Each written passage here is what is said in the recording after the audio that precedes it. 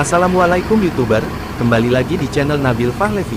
Kali ini saya akan membahas sosok seorang perempuan yang berjasa di kota Jepara. Nama Ratu Kalinyamat tidak asing di daerah Jepara, ia adalah ratu yang pernah menguasai Jepara pada abad 17. Dalam catatan Portugis Rainha de Japara, Senhora Poderosa e Rica, de Kranige Dame, menceritakan Ratu Kalinyamat sebagai ratu yang kaya secara materi, memiliki kekuasaan yang luas, serta pemberani. Ratu Kalinyamat adalah putri dari Pangeran Trenggana dan cucu Raden Patah, Sultan Demak pertama. Pribadinya dikenal cerdas, berwibawa, berani, dan bijaksana. Sejak kecil, ia telah dipercaya untuk meneruskan kepemimpinan Kesultanan Demak. Bahkan masa gadisnya ia habiskan untuk menjadi Adipati Jepara. Kala itu wilayah kekuasaannya meliputi Jepara, Pati, Kudus, Rembang dan Blora. Ratu Kalinyamat menikah dengan Pangeran Hadiri. Namun pernikahan itu tidak berlangsung lama. Sebab, Pangeran Hadiri meninggal pada tahun 1549 oleh utusan Arya Penangsang. Ia tidak memiliki anak namun diutus untuk mengurus anak-anak kerabatnya. Salah satu anak yang ia asuh adalah Pangeran Arya, putra dari Maulana Hasanuddin, Raja Banten tahun 1552 sampai 1570. Ratu Kalinyamat juga memiliki pengaruh yang luas.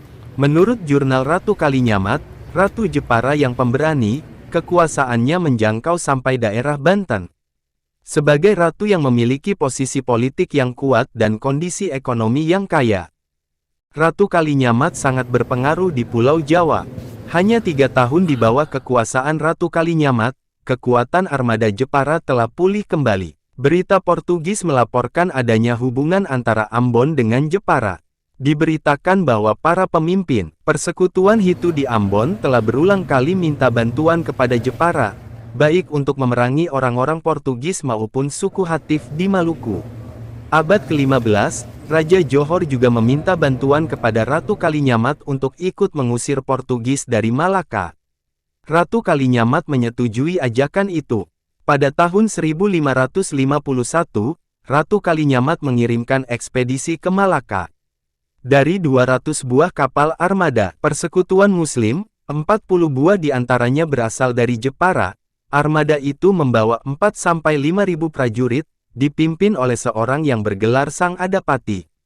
Prajurit dari Jawa ini menyerang dari arah utara.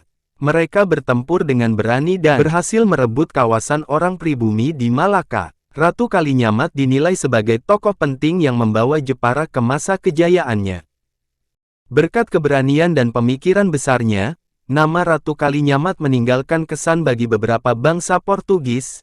Diego de Conto, seorang penulis berkebangsaan Portugis, menjuluki Ratu Kalinyamat sebagai Rainha de Jepara Senhora Poderosa e Raid, yang artinya Ratu Jepara seorang perempuan kaya dan mempunyai kekuasaan besar.